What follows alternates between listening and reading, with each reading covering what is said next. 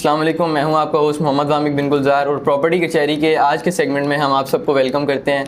आज हमारे साथ हमारे एक मोजिज़ CEO स्टेट सेफ मार्केटिंग और स्टेट सेफ कंस्ट्रक्शन भी हैं। तो आज हम इनसे डिफरेंट क्वेश्चंस करेंगे जिनकी बेस के ऊपर आपको भी नॉलेज हासिल होगा और हमारे भी नॉलेज में जो इजाफा होगा। Welcome sir. जी वामिक साहब, बहुत शुक्रिया, आपने अपनी प्रॉपर्टी कचहरी में मुझे इनवाइट किया और आज आप हमारे होस्ट हैं। वैसे होस्ट के बारे में आप लोगों का क्या ख्याल है? असलम भाई पंखा बंद कर दो, ये हमारा होस्ट कहीं उड़ ना जाए। इतना भी कमज़ोर नहीं है जितना आप बोल रहे हैं। और साहब ने ब्लैक शर्ट पहनी है, काफ़ी सूट भी कर रही है। नहीं, मैंने बाजार से गुजरते हुए देखा था, लंडे से शर्टें खरीद रहे थे। अरे साहब लंडे से नहीं खरीदी, शबाज से उधार मांगी है, इनको मैंने मांगते हुए सुना था। ये होस्ट आया कहाँ से? मैंने कभी पहले देखा ही नहीं है ऐसा। दरअसल बात ये बाकी सारे होस्ट छुट्टी पे गए हुए थे तो इसको मजबूरी से किराए पे लेकर आना पड़ा। अगर हो गया हो तुम लोगों का, पहले तो मैं तुम्हें बता दूं, जिसे तुम पंखा बोल रहे हो उसे एयर कंडीशन कहते हैं। सही है। और सर ये लोग तो इसी तरह लंबी करते रहेंगे। आज का बेसिकली सेगमेंट ये है कि आज के क्वेश्चन में काफ़ी ज़्यादा हमारे पास क्वेश्चंस हैं जो हमारी ऑडियंस भी आपसे सवाल जवाब करेगी, जिसकी आप हमें आंसर्स करेंगे और हमारी ताकि नॉलेज में उससे इजाफा होगा। तो पहला क्वेश्चन जो है वो आज का इबाद साहब करेंगे। जी बात, क्या क्वेश्चन है आपका सर से? सर ये वेस्ट कोट आपके कपड़ों के साथ मैच नहीं कर रही। नहीं सर, अभी शादी अटेंड करके आ रहे हैं। लग तो ऐसे रहे सिराइकों की शादी अटेंड कर रहे हैं। सराइकियों की नहीं, जंगलों की शादी अटेंड। और भाई तुम लोगों से मैंने उनसे सवाल करने के लिए बोला है, हमारे इतने मोजिज़ मेहमान आए हुए हैं, तुम लोग उनको झुकते मार रहे हो। और आसिफ क्या अभी तैयब की शादी थोड़ी हुई है, चंगड़ों की शादी कैसे अटेंड कर सकते हैं सर? सर सवाल मेरा ये, जो मलिर एक्सप्रेस वे बन रहे हैं उसके बारे में आपका क्या ख्याल है? बिल्कुल, ये बात, तुम्हारा सवाल बहुत अच्छा है सर। बेसिकली आप इस पर थोड़ी रोशनी डाल लें। लास्ट वीडियो में जैसे हमारा रावलपिंडी रिंग रोड के बारे में आपने हमें बताया था, लियारी एक्सप्रेस वे के बारे में बताया, तो मलिर एक्सप्रेस वे भी तो अभी बन रहा है ना, इसके बारे में आप क्या कहेंगे? ये भी तो बन रहा था अभी। जी बिल्कुल, इबाद मलिर एक्सप्रेस वे स्टार्ट हुआ था। अब इस पे जो है ना मैं शुरू से डिस्कस करता हूँ। जैसे कि लास्ट वीडियो में मैंने बताया था कि कराची एक सतीला शहर है, लेकिन इसमें मलिर एक्सप्रेस वे के हवाले से गवर्नमेंट का बड़ा अच्छा कदम है। अगर मैं पीछे तारीख़ में चला जाता हूँ तो 2013 में जब मैंने प्रॉपर्टी का आगाज़ किया था, प्रॉपर्टी में आया था आज से 10 साल पहले, तो जो इनिशली प्रोजेक्ट मैंने स्टार्ट किया था वो प्रोजेक्ट 7 वंडर सिटी फ़ेज़ 1 था। उस वक्त हाईवे पे अगर हम देखें तो कोई सोसाइटी नहीं थी, बैरियर टाउन भी उस वक्त नहीं था, बाद में लॉन्च हुआ है। तो एक शाह फार्म होता था, एक लकी सीमेंट फैक्ट्री होती थी। तो 7 वंडर सिटी फ़ेज़ 1 GFS ने लॉन्च किया, तो इनिशली उनके साथ काम किया। तो उस वक्त जब क्लाइंट को मैं बताता था कि ये कुछ ही अरसे में, अगले 15 से 20 साल में हमारा कराची और हैदराबाद ये जॉइंट सिटी होंगे, जैसे इस्लामाबाद और रावलपिंडी है। अगर 2 दुकानें एक रावलपिंडी में आ रही है, एक इस्लामाबाद में आ रही है, कोई फ़र्क नहीं है, यही हमारा हैदराबाद और कराची में होने वाला है। तो कोई यकीन नहीं करता था। और फिर लोगों के लॉजिक बड़े होते थे कि यहाँ से अगर हम निकले सुराबकोट में ट्रैफिक में फंस जाते हैं। अच्छा, जो फिर डिफेंस या सदर की तरफ से आ रहे होते थे वो शार फैसल के एक रेफरेंस दे रहे होते थे कि शार फैसल जाम होती है, इतना रश होता है, ये तो पहुँचते 3 घंटे लग जाएंगे 7 वंडर सिटी तक। तो ये बात उस वक्त उनकी ठीक थी, लेकिन यही चीज़ उनको मैं समझा रहा था कि अभी कराची का जो है ना, एक तो कराची शहर के अंदर हम देखें आबादी हो चुकी है, मज़ीद प्लाटिंग नहीं हो सकती, हाई राइज बिल्डिंग बनेगी और वो भी तकरीबन बन चुकी हैं। कुछ स्कीम 33 में देखने तो एरिया खाली है। शहर जो है वो हमारा बढ़ने की एक ही जगह है और वो M9 मोटरवे है। अगर नेशनल हाईवे की हम बात करें तो नेशनल हाईवे वो ज़्यादा इलाका ज़रई है, ज़रई इलाका है, वहाँ पे डेवलपमेंट उस हिसाब से हाउसिंग स्कीम नहीं बन सकती, डेवलपमेंट नहीं हो सकती उस हिसाब से। अगर दूसरा हम एरिया देखें तो वो हमारा ये हब चौकी वाली साइड पे है। अच्छा, उस तरफ के कुछ हालात इस तरह के हैं कि सिक्योरिटी पॉइंट ऑफ व्यू से लोग इतना उस एरिया को ट्रस्ट नहीं कर पाते। तो फिर एक ही जगह बनती थी हमारी सुपर हाईवे। तो सुपर हाईवे का फिर उसके बाद वक्त के साथ प्लाजा जो है शहर से काफ़ी बाहर मूव हो गया। फिर ये तकरीबन 2 साल पहले हैदराबाद प्लाजा भी शहर से काफ़ी बाहर की तरफ मूव हुआ है। तो ये आबादी बढ़ने की वजह से दिन ब दिन आबादी बढ़ती जा रही है। तो अभी उस वक्त जो लोगों को एक मैं लॉजिक देता था, आज उसका जवाब मिल गया है मलिर एक्सप्रेस वे की सूरत में। अच्छा, मलिर एक्सप्रेस वे पहले तो ये पता होना चाहिए कि ये इक़दाम है किसका। एक तो इसमें सिंध गवर्नमेंट इन्वॉल्व है, दूसरा फिर यहाँ पे पब्लिक पार्टनरशिप है, पब्लिक में से कुछ लोग जो है अपना हिस्सा मिला रहे हैं, वो बाद में फिर जो भी मामलात होंगे गवर्नमेंट के साथ उनके वो देख लेंगे। और दूसरा ADB एशियन डेवलपमेंट बैंक उसका एक बड़ा अच्छा फ़ंड वो प्रोवाइड कर रहा है। तो इस तरह करके ये एक मनीर एक्सप्रेसवे का आगाज़ किया गया। अब जहाँ तक मैं आपको बताऊं तो ये मेन कोशिश थी आपके DHA को DHA सिटी से मिलाने की, क्योंकि DHA के 8 फेज़ आपको पता है क्लिफ्टन में कराची में लॉन्च हुए हैं, लेकिन अब यहाँ पे ज़मीन ख़त्म हो गई थी क्योंकि इस तरफ से समंदर आ गया था, इस तरफ से वो 2 दरिया और समंदर और पीछे शहर था, तो आगे मज़ीद DHA अपना कोई फ़ेज़ लॉन्च नहीं कर सकता था। तो उसने अपना फ़ेज़ 9 जाके सुपर हाईवे पे लॉन्च कर दिया, M9 मोटरवे पे। अब क्योंकि DHA में आप देखें तो सारी जो है एक एलीट क्लास रहती है, अब एलीट क्लास को फैसिलिटेट करना भी ज़रूरी था, तो मलीर एक्सप्रेसवे का आगाज़ किया गया। अच्छा, मलीर एक्सप्रेसवे बनना कैसे था? ये आपका कयूमाबाद से शुरू होना था, शाह फैसल से होते हुए ये अजीमपुरा का आपका एरिया सीधा लांडी जाना था, लांडी से फिर मेमन गोट से होता हुआ सीधा काठौड़ निकलना था। तो इसका जो एक प्रोसीजर बनाया गया वो इस तरह था कि इसको हम 2 फेज़ में कंप्लीट करेंगे। एक फ़ेज़ इन्होंने मुकम्मल करके देना था 14 अगस्त 2023, जो कि ये अभी आने वाला है कुछ ही दिन बाद, लेकिन मलीर एक्सप्रेसवे ताख़ीर का शिकार हो गया और 14 अगस्त 2023 में ये एक फ़ेज़ अपना कंप्लीट नहीं कर पाए। आगे चल के उसका भी रीज़न मैं आपको बताता हूँ कंप्लीट क्यों नहीं हुआ। तो लांडी तक पहला फ़ेज़ बन जाना था ताकि लोगों को सहूलत मिल जाए, चलो लांडी तक वो मलीर एक्सप्रेसवे का इस्तेमाल कर रहे हैं, उसके बाद फिर नालमर रोड से चले जाएं। इससे फिर बाकी जो ट्रैफिक है हमारी, जो अगर हम देखें शाह फैसल पे, वो काफ़ी हद तक कम हो जानी थी, जो अक्सर शाह फैसल भी जाम रहता है आजकल। दूसरा फिर लियारी एक्सप्रेसवे देखा जाए, वहाँ से लियारी एक्सप्रेसवे तक तो बात ठीक है, लेकिन जैसे ही हमारा सुराब गोट शुरू होता है तो वहाँ भी फिर ट्रैफिक जाम हो जाता है चुरंगी के पास, और ठीक ठाक ट्रैफिक जाम रहता है। इसी तरह फिर तीसरा जो हमारा M9 मोटरवे को सुपर हाईवे को कनेक्ट करता है वो हमारा मलीर लिंक रोड है, जो Malir cantt 6 number check post और 5 नंबर चेक पोस्ट से होता हुआ सीधा टच कर रहा है सुपर हाईवे को। तो इन तमाम बातों को मद्देनज़र रखते हुए मलीर एक्सप्रेसवे का आगाज़ कर दिया गया। अब इसमें एक तो मसले मसाइल बहुत ज़्यादा थे।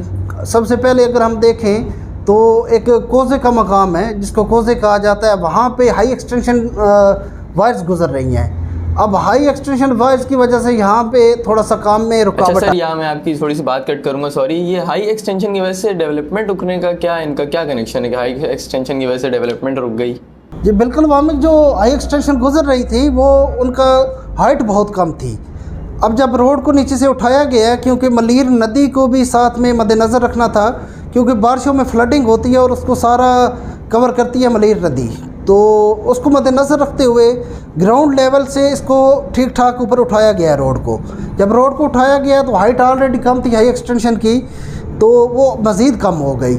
जब मज़ीद कम हो गई तो वो जो है बड़ा खलल पैदा कर सकती थी, और एक रिस्क भी है, क्योंकि जब हाई एक्सटेंशन करीब हो जाती है तो उससे एक अर्थ जनरेट होता है जो किसी भी हादसे का सबब बन सकता था। अगर तुम्हें याद हो तो अब्दुल्ला विलेज में हम काम कर रहे थे, जब ज़मीन की पैमाइश का काम चल रहा था, तो हमारे प्रोजेक्ट मैनेजर यासीन साहब, उनके पास ये एंची टेप थी वो लोहे वाली, तो थोड़ी सी कोई 5-6 फीट उन्होंने खोली हुई थी, तो ऊपर उठाई तो उनको ठीक ठाक अर्थ महसूस हुआ था, क्योंकि हाई एक्सटेंशन के वो नीचे थे। तो ये सबसे बड़ा रीज़न था। तो यहाँ पे फिर के इलेक्ट्रिक को लेटरबाजी की गई, लेटर लिखे गए। के इलेक्ट्रिक ने भी इसमें अपना भरपूर रोल अदा किया, क्योंकि जितने भी वो पोल लगे हुए थे, बड़े खंभे थे बिजली के, उनको उखाड़ा गया, दोबारा से जिनकी हाइट ज़्यादा थी खंभों की वो वहाँ पे लगा के हाई एक्सटेंशन को मज़ीद ऊंचा कर दिया गया। लेकिन यहाँ पे फिर देखें अनफॉर्चुनेटली ADB ने अपना फ़ंड रोक दिया। जो एशियन डेवलपमेंट बैंक है जो प्रोजेक्ट को एक फ़ंड जनरेट करके देता है, फ़ंड प्रोवाइड करता है, उसने अपना फ़ंड रोक दिया, जिसकी वजह से मज़ीद काम रुक गया। अच्छा, मज़ीद काम रुक गया तो ये इस वक्त तक जो काम पहुँचा है वो कोज़े तक पहुँचा है। अब अगर हम देखें मलीर एक्सप्रेसवे के टोटली इन्होंने इंटरचेंज 6 देने थे। सबसे पहले जाम सादिक, उसके बाद कोज़े, तीसरे नंबर पे शाह फैसल, चौथे पे लांडी, 5वें पे हमारा मेमन गोट, और छठा और आखिरी जो एग्ज़िट होना था वो हमारा काठौर होना था, और काठौर पे ये M9 मोटरवे के साथ लिंक हो जानी थी। लेकिन फ़िलहाल ये कोज़े तक सारा मामला रुका पड़ा है। चल रहा है काम, लेकिन बहुत स्लो चल रहा है, उस स्पीड से नहीं चल रहा। 2023 तक कंप्लीट होना था अगस्त, लेकिन नहीं हुआ। और जो सेकंड फेज़ था लांडी से आगे कठोर तक, ये अगस्त 2024 में डिलीवर होना था, लेकिन अभी ये तख़ीर का शिकार हो गया है। चलें देखते हैं अब क्या मामलात इसमें होते हैं, कब ये कंप्लीट होता है। कंप्लीट हो जाए तो आवाम को उसको इसकी बड़ी सहूलत हो जाएगी। सर ये टोटल लेंथ कितनी थी ये मलीर एक्सप्रेसवे की, ये ज़रा बताएं आप हमें। ये जो मलीर एक्सप्रेसवे आपका क़यूमाबाद से एक्चुअली स्टार्ट होता है और आपका कठोर पे इख्तिताम पज़ीर होता है। टोटल इसकी लेंथ 39 किलोमीटर है। अगर 39 किलोमीटर हम देखें तो आपके हार्डली 20 से 25 मिनट का सफ़र है। कराची से ये आपका क़यूमाबाद से आप काठौर पहुंच जाते हैं। आप काठौर से DHA सिटी देखें या पीछे बैरियर टाउन देखें तो वो कोई सफ़र नहीं है। तो ये अब इसका एक तो बाकी सोसाइटीज़ को बड़ा फ़ायदा होने वाला है, जिसमें एक हमारा गुलमोहर सिटी है, उसको इसका भरपूर फ़ायदा होना है। 7 wonder city, ASF housing scheme, अलकायम और इन सोसाइटीज़ को भी इसका बड़ा फ़ायदा होगा।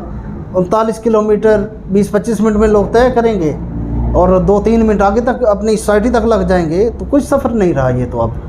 सर हमारे होस्ट को भी बड़ा फ़ायदा होगा क्योंकि उन्होंने भी गुलमोहर सिटी में एक प्लॉट लिया हुआ था। बेटा सिर्फ गुलमोहर सिटी में नहीं, 700 सिटी में भी और 700 इंक्लेव में ही मेरा प्लॉट है। तुम्हें ही मैंने उस वक्त समझाया था कि वहाँ पे इन्वेस्टमेंट कर लो, लेकिन नहीं, तुम्हें तो वो बहुत दूर लग रहा था। सर ये लोग बड़ी शिकायत कर रहे हैं कि जो हाईवे के जो प्रोजेक्ट हैं उन सब के रेट बहुत हाई हो गए हैं। जिस तरह गुलमोहर सिटी की बात करें, उसमें जो जनरल ब्लॉक है उनकी कीमत 21 लाख तक चली गई, जो प्रीमियम ब्लॉक है उसकी कीमत 29 लाख तक चली गई। ये क्या वजह है सर? असल में बात किसी भी सोसाइटी की रेट हाई होने की 2-3 वजूहत होती हैं। एक तो जब भी कोई सोसाइटी लॉन्च होती है तो इनिशली वो प्री लॉन्चिंग में चल रही होती है, रेट कम होते हैं। जैसे ही उसकी NOC सारी आ जाती हैं तो वो एक रेट को ठीक ठाक झटका देते हैं और अच्छा खासा रेट हाई हो जाता है। अब उसके बाद उस सोसाइटी के रेट बढ़ना जो है वो टोटली डिपेंड कर रहा होता है उसकी डेवलपमेंट के ऊपर।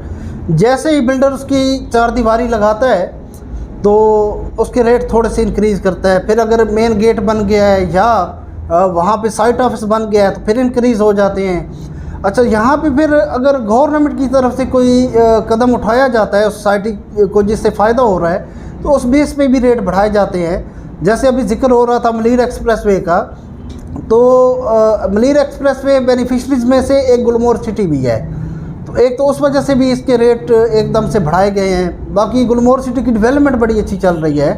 इनिशली सोसाइटियाँ इस हिसाब से करती नहीं हैं, या GFS इस तरह स्पीडली काम कर रहा होता है या फिर गुलमोहर सिटी उस हिसाब से कर रहा है। तो गुलमोहर सिटी का डेवलपमेंट की वजह से भी रेट बढ़ा है और मलीर एक्सप्रेस हाईवे की वजह से भी रेट बढ़ा है। अल्लाह के बंदे क्या कर रहे हैं? उठ जा यार, लाइव प्रोग्राम में तू सो रहा है। सारी रात ये ऑनलाइन होता है, व्हाट्सएप, इंस्टाग्राम, हर जो है ना ऐप्स पे। सो जाया करो रात में, क्या करते हो रात? सोने आते हो कचहरी में? पहली बात तो ये है कि मैं सो रहा नहीं हूँ, मेरे सिर में दर्द है।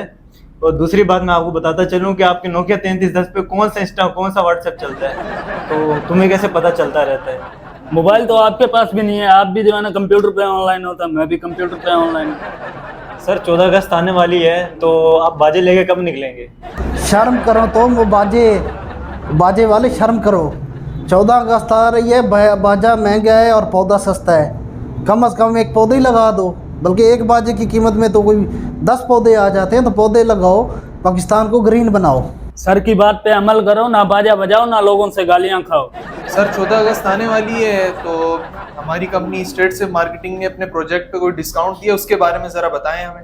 हमारी कंपनी का बस नहीं चल रहा, मुफ्त में ही देते प्लॉट। डिस्काउंट की बात कर रहे हो? नहीं, मुफ्त कहाँ देने हैं वहाँ में, लेकिन स्टेट से मार्केटिंग कभी भी पीछे नहीं रही। डिस्काउंट के मामले में फुल फैसिलिटेट करती है अपने क्लाइंट्स को। तो ये बात हमने वाकई कुछ डिस्काउंट ऑफ़र लगाई हैं आज़ादी ऑफ़र के हवाले से, जिसमें एक तो सबसे पहले गुलमोहर सिटी में नया ब्लॉक लॉन्च हुआ है, पोलो ब्लॉक। अगर इसकी मैं आपको लोकेशन बताऊं तो बिल्कुल ये ओवरसीज़ ब्लॉक के अपोजिट है, और इसमें हमने डिस्काउंट ऑफ़र दी है तकरीबन 2.5 लाख रुपया पर प्लाट। ठीक है, इसमें जो टोटल रेट है वो 18.5 लाख है, 3 लाख डाउन पेमेंट है और 10,000 माहाना किस्त है। तो ये हम जो है आफ्टर डिस्काउंट 16 लाख में प्लाट दे रहे हैं। इसके अलावा अब्दुल्ला विलेज में हमने डिस्काउंट ऑफ़र लगाई हुई है। सरकारी मुलाजमीन के लिए डाउन पेमेंट ख़त्म की हुई है। विदाउट डाउन पेमेंट हम बुकिंग करेंगे, 15,000 से आए बुकिंग कराएं और स्टिल आगे 15,000 इंस्टॉलमेंट लेके चले। दूसरी अब्दुल्ला विलेज में हमने ऑफ़र दी थी हमारी पख्तून बिरादरी के लिए, वो भी शायद आपके कहने पे ही दी थी।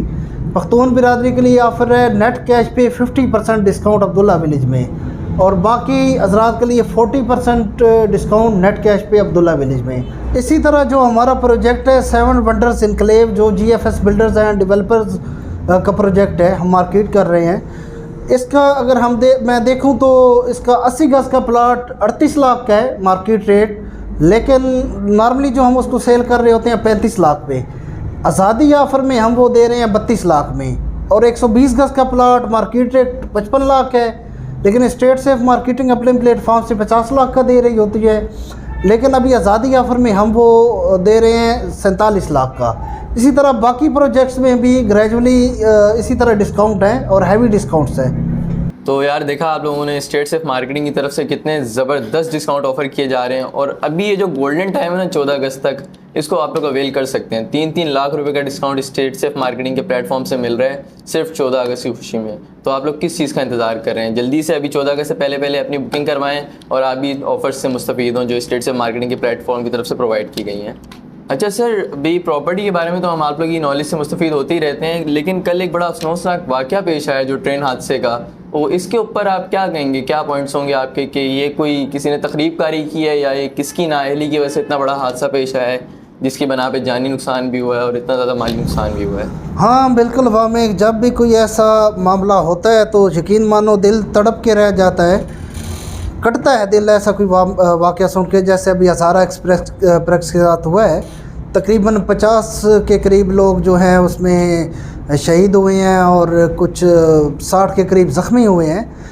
तो अब बंदा जब सोचे कि ये क्या मामला, मतलब एक बंदा कराची से लाहौर जा रहा है, रावलपिंडी जा रहा है, रास्ते में उसकी मौत हो गई है, तो अब एक बड़ा परेशानी का मामला होता है उसके लवाहिकीन के लिए जो कराची बैठे हैं या पंजाब बैठे हैं, डेड बॉडी कलेक्ट करना, ये मामलात वो मामलात। अच्छा, इसी तरह फिर उससे भी ज़्यादा परेशानी ज़ख्मियों को जो अपने देश में नहीं है, एक अननोन प्लेस पे उनके साथ ये वाक़या हो गया है, तो उनकी उस तरह से केयर नहीं फिर की जा सकती।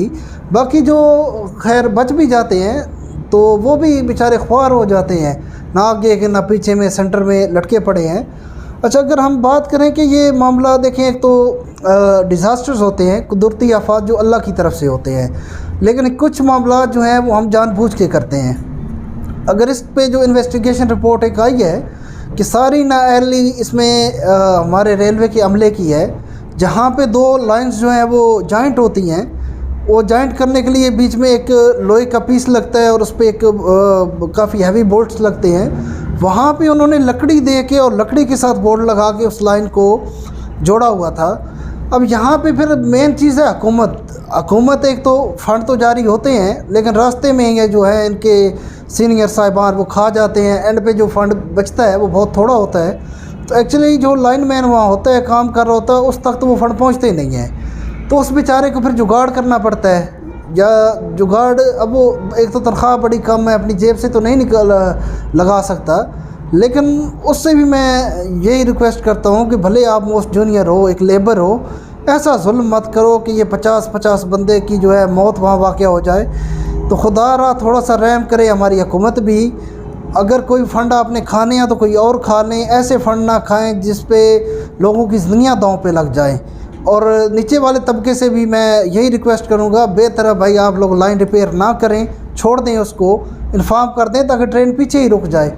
सर, आप तो इमरान खान के ख़िलाफ़ थे, अभी तो वो अरेस्ट हो गया है, अभी तो आप बड़े खुश हुए होंगे। हाँ नहीं यार, ये बात, मैं कभी भी इमरान खान के ख़िलाफ़ नहीं रहा, बल्कि मैं तो ख़ुद इमरान खान के फ़ैन में से एक फ़ैन हूँ। मुझे जो उस वक्त कुछ मुखालफत उस वक्त मैंने की थी, वो सिर्फ इस बेस पे की थी, फ़ौज के ख़िलाफ़ जो हुआ था 9 मई वाला वाक़या जिससे आप वाकिफ़ हैं। तो उस वक्त ये कह रहे थे कि इमरान खान हमारी रेड लाइन है, तो मैं कह रहा था पाक फ़ौज मेरी रेड लाइन है, तो उस पर थोड़ी सी मुखालफत मैंने की थी। ओवरऑल जो है इमरान खान एक बहुत ही सच्चा और अच्छा इंसान, और बड़े अच्छे इक़दामात भी उसने किए हैं। बस 2-3 गलतियां हैं, अब उस पर जो है ना, कामिल तो अल्लाह की ज़ात है, गलतियां हर एक इंसान में होती है, लेकिन मेरी मुखालफत सिर्फ आर्मी की हद तक थी कि पाक फ़ौज के ख़िलाफ़ कुछ ना बोले या पाक फ़ौज के ख़िलाफ़ ऐसा कोई कदम मत उठाए। सर एक और सवाल करना चाहूँगा। मेरा सवाल ये है कि प्रॉपर्टी के अंदर जो शॉर्ट टर्म इन्वेस्टर होता है वो ज़्यादा फ़ायदे में है या जो लॉन्ग टर्म इन्वेस्टर है वो ज़्यादा फ़ायदे में होता है? इसके बारे में ज़रा बताएं आप।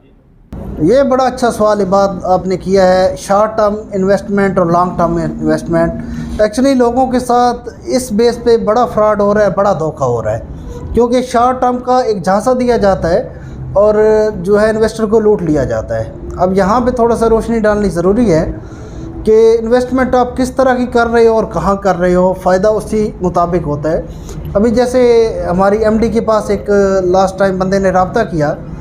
अब प्रोजेक्ट का तो मैं जिक्र नहीं करता कि किसी एजेंट से उसका रब्ता हुआ और एजेंट ने जो है उसको, ये पाकिस्तान आया हुआ था उस वक्त, एजेंट ने कहा जी ये एक प्रोजेक्ट है, इस पर आप इन्वेस्टमेंट कर लें तो विद इन 3 मंथ्स आपको जो है ये डबल ट्रिपल इसका प्रॉफिट मिल जाएगा और इसका बड़ा अच्छा फ़ायदा आपको होगा। बस अपनी बातों में फंसा के कोई 15 फाइल्स उसको इकट्ठी दे दी, 15 फाइल्स उसने इकट्ठी दी और उसने भी ले ली और साथ ये भी कहा कि अभी आप ले लें, अगर सेल ना हुई तो मैं ख़ुद आपसे प्रॉफिट पे ले लूँगा। अब वो बंदा ले के फिर जर्मनी चला गया, जर्मनी से उस बंदे से रब्ता कर रहा है तो वो उसकी अब ज़िम्मेदारी नहीं ले रहा, फाइल्स उसी के पास पड़ी हैं, तो ये अब वो बेचारा फंस चुका है। अब उसने हमसे रब्ता किया है, हमारी एमडी साहिबा से, तो अब देखते हैं हम उसके लिए क्या बेहतर तरीक़ाकार निकाल सकते हैं कि कम से कम नुकसान में ना जाए और प्रॉफिट गेन कर ले। इंशाल्लाह जितना हमसे हेल्प हो सकी हम करेंगे।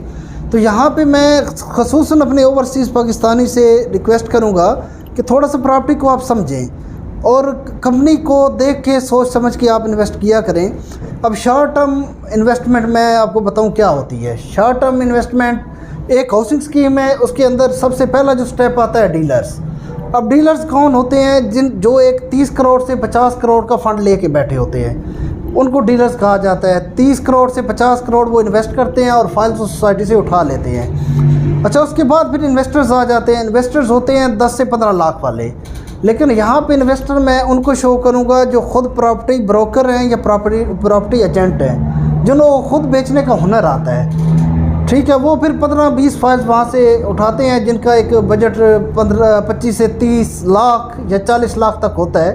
15-20 फाइल उठाई किसी डीलर से और उनको अपने मदद आप के तहत सेल किया तो वो उसमें से प्रॉफिट अर्न कर लेते हैं। उसके बाद आ जाता है एंड यूज़र। एंड यूज़र वो होता है जिसको प्रॉपर्टी का कुछ नहीं पता और प्रॉपर्टी का ना ही वो काम कर रहा है, जस्ट वो इन्वेस्टमेंट कर रहा है। अच्छा, उसमें वो 1 फाइल उठाए, 2 फाइल उठाए या 20 फाइल्स उठा ले, वो एंड यूज़र ही काउंट होता है। अच्छा, वो एक लालच में फ़ाइल तो उठा लेते हैं लेकिन बाद में उनसे वो सेल नहीं हो रही होती तो वो उनका पैसा फंस जाता है। अब 2 महीने 3 महीने या 6 महीने के एक टाइम पीरियड के बाद जो वो सोसाइटी होती है वो तंग करना शुरू कर देती है, हाँ भाई और किसने स्टार्ट करो। अब 20 फाइल्स की इंस्टॉलमेंट स्टार्ट करना उसके लिए बहुत बड़ा मसला बन जाता है, क्योंकि इतनी हैवी जो है वो इंस्टॉलमेंट पर मंथ नहीं दे सकता, तो वो बेचारा फंस जाता है।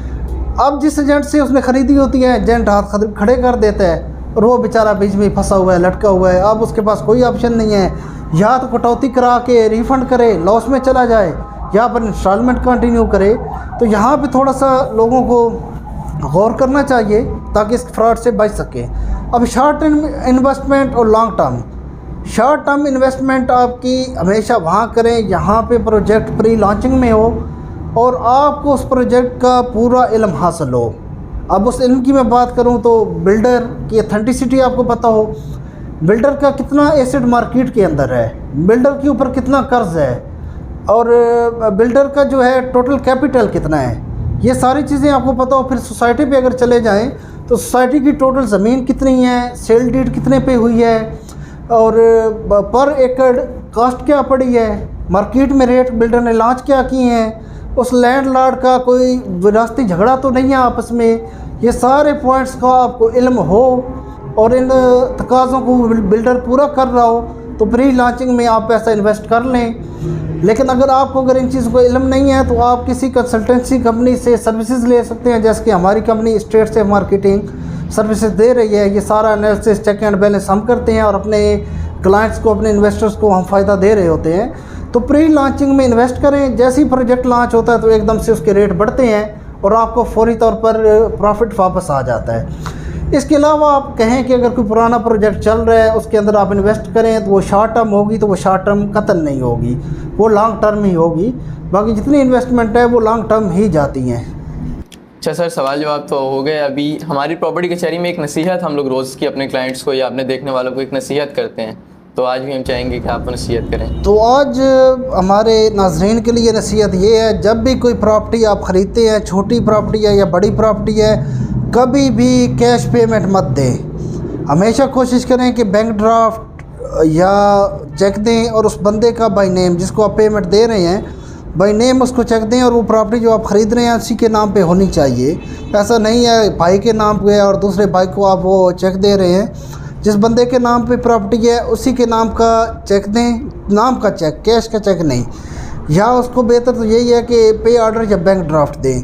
अच्छा, अगर कोई ऐसा मकसूद है कि आपने देनी है कैश पेमेंट ही, तो उसको प्रॉपर तरीके से दें। उसके एक प्रॉपर आपका एग्रीमेंट हो, उसमें आप दे रहे हैं, गवाहान मौजूद हों और गवाह भी कोई अच्छे मौजूद हों।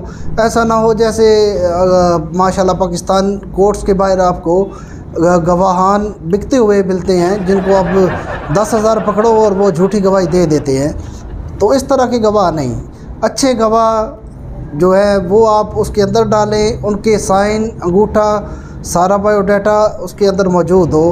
क्योंकि एक दफ़ा जब पेमेंट फंस जाती है तो फिर रिकवर कराना बड़ी मुश्किल हो जाती है। तो इन चीज़ों का लाजमी आप ध्यान रखें। शुक्रिया।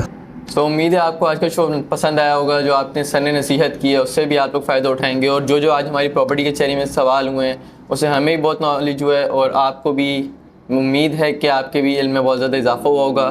तो मज़ीद प्रॉपर्टी कचहरी के शोज़ देखने के लिए जिसमें आपको नॉलेज भी हासिल होती है और आप इंजॉय भी बहुत करते हैं, और अगर इसी तरह सर से रिलेटेड या सर से पूछने के लिए आपका कोई सवाल हो तो आप वो भी हमारे कमेंट सेक्शन में कर सकते हैं। इंशाल्लाह आपको भी जवाब ज़रूर दिया जाएगा। तब तक के लिए हमें दें इजाज़त, और इसी तरह हमारी प्रॉपर्टी कचहरी देखने के लिए हमारे यूट्यूब, फेसबुक, टिकटॉक के चैनल्स को भी लाइक, शेयर और फॉलो करें ताकि आप हमारी मज़ीद वीडियो से भी मुस्तफ़ीद हो सकें। Thank you very much. Allah हाफ़िज़।